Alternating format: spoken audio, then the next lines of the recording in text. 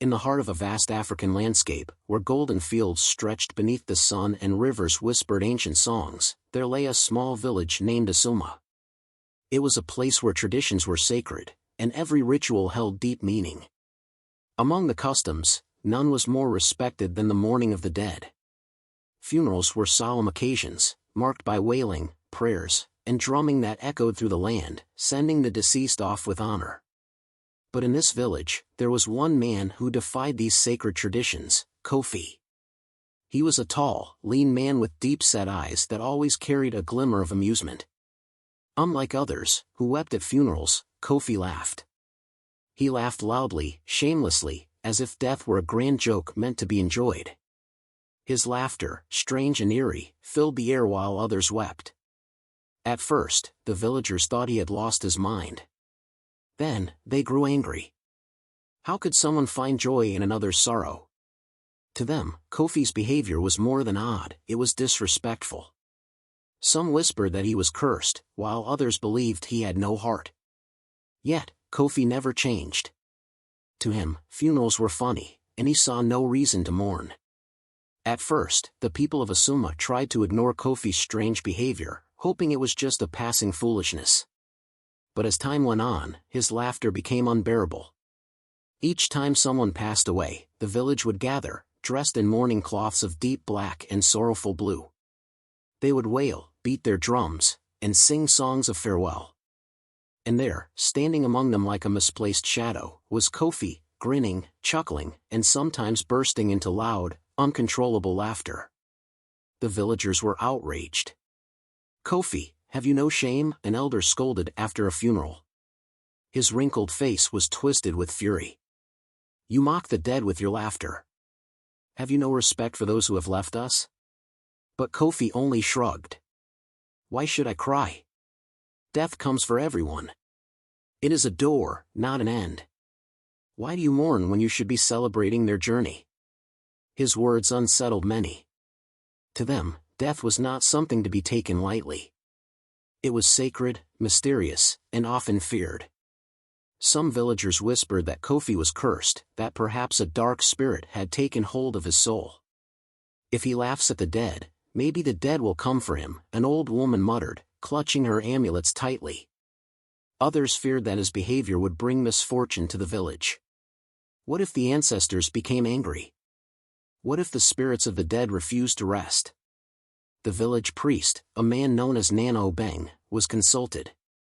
He burned incense, threw sacred bones, and studied the patterns they formed in the dirt. After a long silence, he shook his head. "The spirits are watching him," he said gravely. "And they do not laugh." Despite the warnings, Kofi refused to change. He continued to laugh at every funeral, dismissing the villagers' concerns with a wave of his hand. "You are all too serious," he said. "Why cry over something that happens to everyone? It is a waste of tears." But the people of Asuma knew that one does not mock death without consequence. And though Kofi laughed, a dark shadow was beginning to form around him, one that he could not see. One evening, as the sun dipped below the horizon, painting the sky in hues of amber and crimson, a traveler arrived in Asuma. He was an old man, his face lined with the wisdom of many years, and his steps slow but steady. He wore a tattered robe, faded by time and dust, and carried a wooden staff carved with strange symbols. No one knew where he had come from, but his presence commanded respect. The village elders welcomed him, offering him a place to rest and food to eat. That night, as the villagers sat around a crackling fire, the traveler listened to their stories. When they spoke of Kofi and his strange laughter at funerals, the old man's eyes darkened. He said nothing, only stroking his gray beard in thought. The next morning, a funeral was held for a young hunter who had been taken by a fever. As expected, the villagers gathered in mourning, their voices heavy with sorrow. And as always, Kofi was there, laughing. But this time, the laughter did not go unnoticed. The old traveler, standing beneath the shade of an ancient baobab tree, watched Kofi with an expression of deep concern. When the ceremony ended, he approached him. "Young man," he said in a voice that was both gentle and firm. "Why do you laugh when others weep? Do you not fear the spirits?" Kofi smirked, crossing his arms. Fear? I fear nothing. Death is not a curse, it is just another step. Why should I cry when I could laugh instead? The traveler studied Kofi carefully before sighing. You are mistaken, child. Death is not merely a door, it is a river, deep and endless. Those who cross it deserve respect, not mockery. If you continue on this path, the river may pull you under. Kofi chuckled. Let it pull me, then. I do not fear drowning. The old man's eyes darkened. Many before you have laughed at death, but none have laughed for long. You mock the spirits, but the spirits do not forget. There is a price for every insult, and one day, the debt will be collected. Kofi waved a hand dismissively. Old man, you worry too much. Death is nothing but a dream, and I will not spend my life fearing a shadow. The traveler shook his head. Then may the ancestors have mercy on you. With that, he turned and walked away, leaving Kofi standing there, still smirking. But as the old man disappeared into the horizon, the wind shifted. A cold breeze swept through the village, rustling the trees. The villagers shivered, feeling something they could not explain, a heaviness in the air, as if unseen eyes had turned their gaze toward Asuma. Kofi laughed, unaware that his fate had already been sealed. Days passed after the old traveler's warning, but Kofi remained unchanged. If anything, his laughter grew louder, bolder, as if he were daring the spirits to challenge him.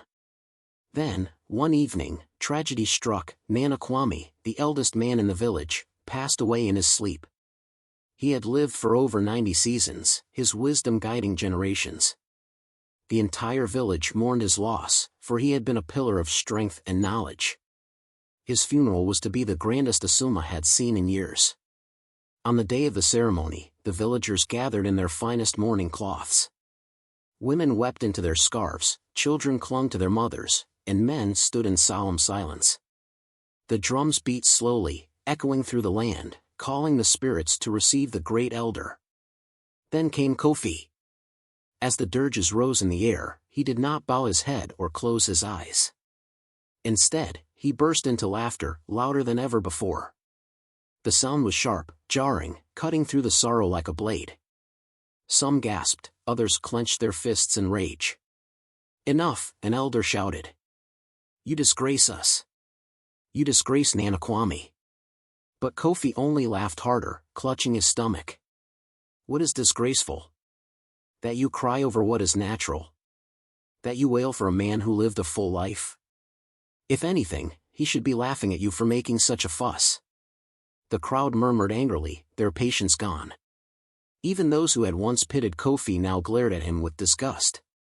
The village priest stepped forward, his eyes dark. You have gone too far, Kofi. The ancestors are watching. And they do not smile. Kofi smirked.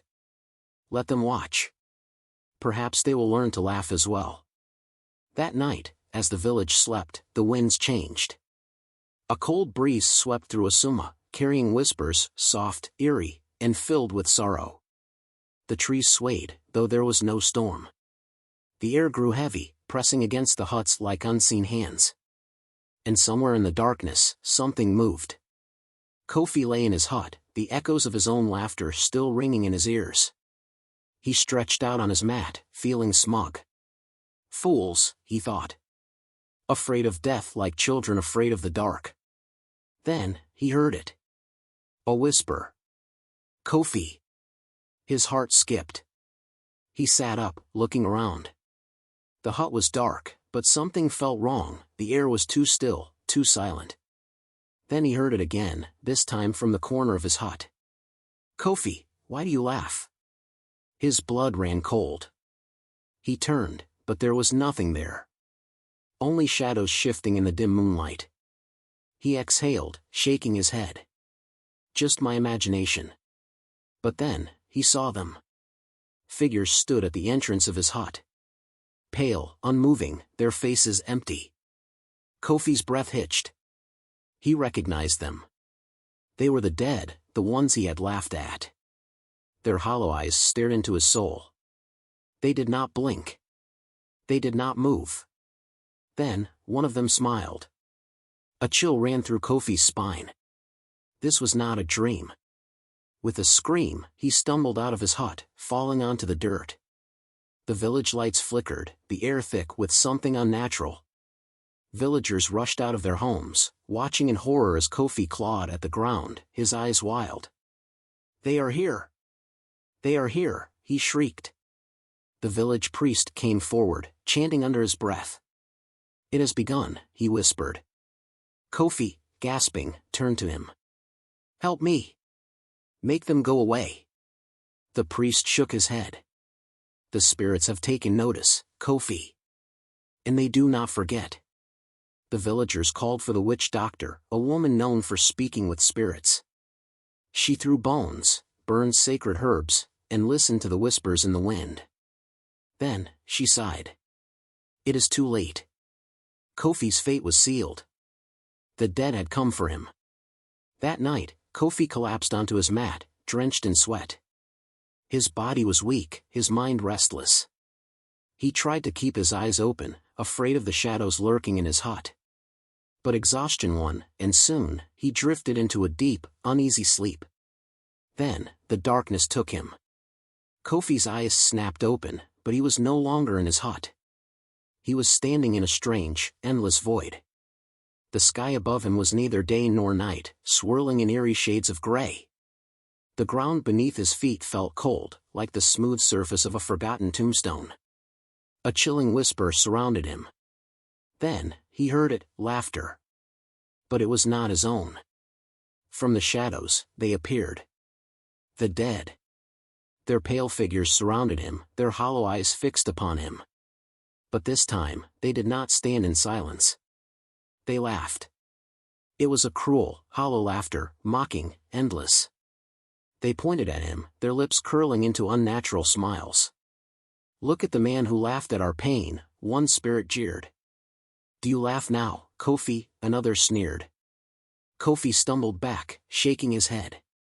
"Stop! Please!"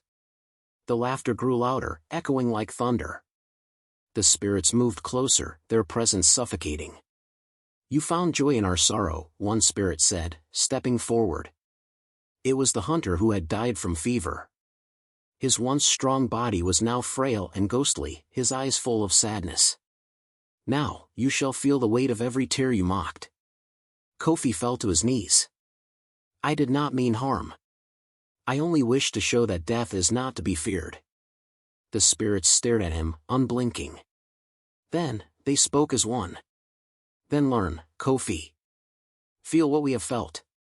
Carry the sorrow you laughed at." A heavy force pressed down on Kofi's chest. He gasped as overwhelming grief flooded his heart. He felt the pain of mothers burying their children, the sorrow of wives losing their husbands, the cries of children left orphaned. His laughter was gone. Kofi clutched his chest, sobbing. "Please, no more. I was wrong. I was wrong." The spirits stared, their expressions unreadable. "Then prove it," they whispered. And with that, the world around Kofi shattered, plunging him into darkness. When he woke up, his soul was no longer the same. Kofi opened his eyes, gasping for breath. He was no longer in the spirit world, but neither was he in his hut. He stood in the center of the village, yet everything was different. The world around him was colorless, silent, as if time had frozen. Then, the pain began.